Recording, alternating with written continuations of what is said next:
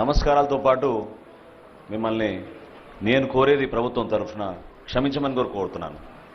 ఎందుకంటే మీరు పడిన కష్టాలు, పంట పండించడంలో మీరు ఎదుర్కొన్న అనేక సందర్భాల్లో ప్రభుత్వం నుంచి వైఫల్యాలను కూడా మీరు చూసి ఆ ఇబ్బందిని తట్టుకుని తరతరాలుగా మీరు మన జిల్లాకి మంచి పేరు వచ్చేటట్టు మీరు కష్టపడతానే ఉన్నారు.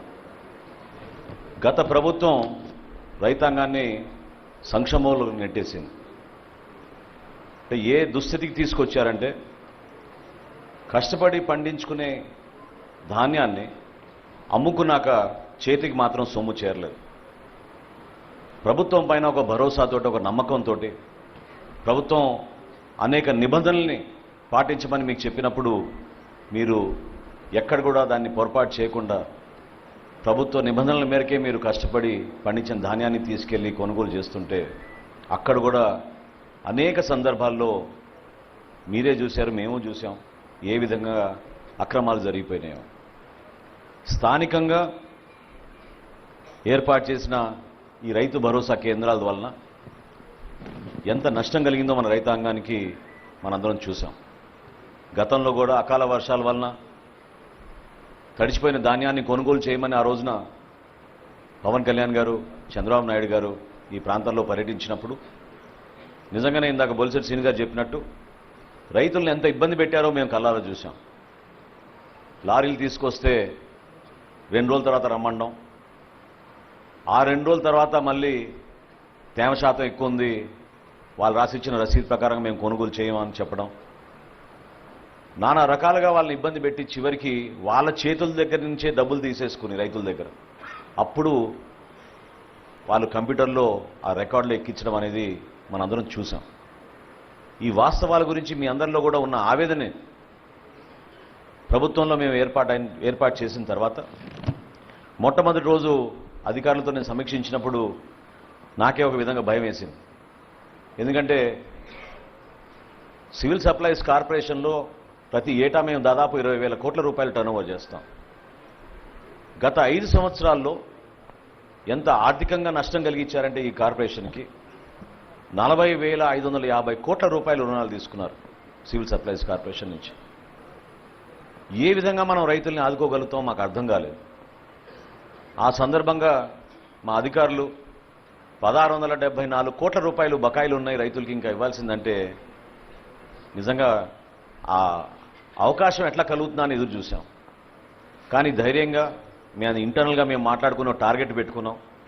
నెల రోజుల్లోపే మనం ఎట్టి పరిస్థితుల్లో సరే, ఎంత కష్టమైనా సరే మన రైతాంగానికి మనం ఈ నిధులు అందించేటట్టు మనం కష్టపడదాం అని చెప్పి అధికారులందరూ కూడా ఆ రోజు కూర్చున్నప్పుడు తదనంతరం పాండ్యన్ గారిని ఢిల్లీ పంపించి అక్కడ నాబార్డు అధికారులతోటి, ఎన్సిటిసి అధికారులతోటి మాట్లాడి ఏదో విధంగా మనం రుణాలు తీసుకొద్దామని ఒక ప్రయత్నం చేశాం.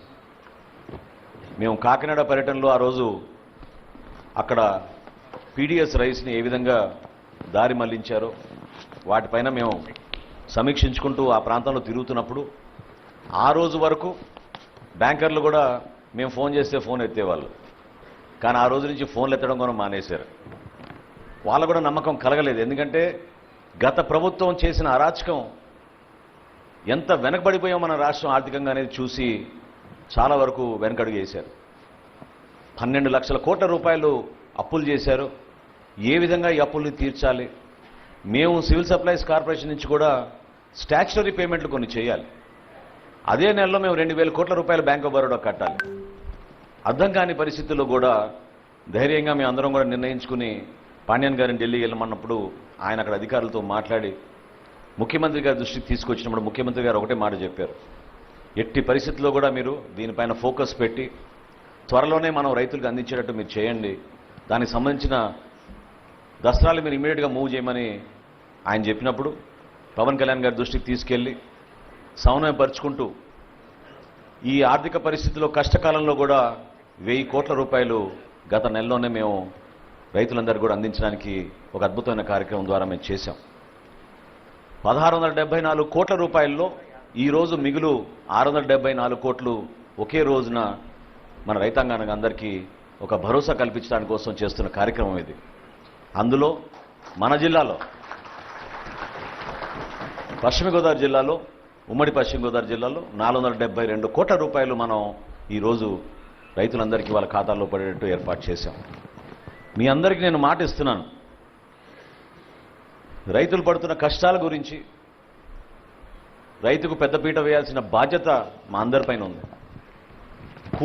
కూటమి ప్రభుత్వం ఎంత బలంగా నిర్ణయం తీసుకుందో, ఏ విధంగా మీకోసం నిలబడ్డామో, మీ అందరం కూడా ఈరోజు మీకోసం అండగా నిలబడడానికి కోసమే ఇంత దూరం ప్రయాణం చేసి వచ్చాం. ఎందుకంటే మీరు గత 5 సంవత్సరాల్లో మీరు పడిన కష్టాలు సామాన్యమైన విషయం కాదు. నేను ఇది పదే పదే ఎందుకు అంటున్నానంటే, నేను చూశాను అనేక సందర్భాల్లో మేము రైతుకు గిట్టుబాటు ధర గురించి, ధాన్యం కొనుగోలు విషయం గురించి జనసేన పార్టీ నుంచి మేము కూడా పవన్ కళ్యాణ్ గారి నాయకత్వంలో అనేక ప్రాంతాల్లో పర్యటించాం, నిలబడ్డాం. తెలుగుదేశం పార్టీ తరఫున కూడా నాయకులందరూ కూడా అదే విధంగా ఈ జిల్లాలో ప్రత్యేకంగా, ఎందుకంటే డెల్టా ప్రాంతంలో గోదావరి జిల్లాలకు ఉన్న ప్రాముఖ్యత మీ అందరికీ తెలుసు. ఇక్కడే రైతాంగానికి ఇబ్బంది కలిగే పరిస్థితి వచ్చిందంటే మేమే నమ్మలేకపోయాం. కౌలు రైతుల విషయంలో మొట్టమొదటి కార్యక్రమం ఈ ప్రాంతంలో మేము చేసింది మీ అందరికీ తెలుసు. ఆ రోజు పవన్ కళ్యాణ్ గారు సొంత నిధులతోటి 5 కోట్ల రూపాయలు ఆయన కౌలు రైతులను ఆదుకోవాలి, పాపం ఆత్మహత్య చేసుకున్న రైతులకి మనం ఆదుకోవాలంటే చింతలపూడికి వచ్చినప్పుడు ఈ జిల్లాలో 42 మంది ఆత్మహత్య చేసుకున్నట్టే మేమే నమ్మలేకపోయాం.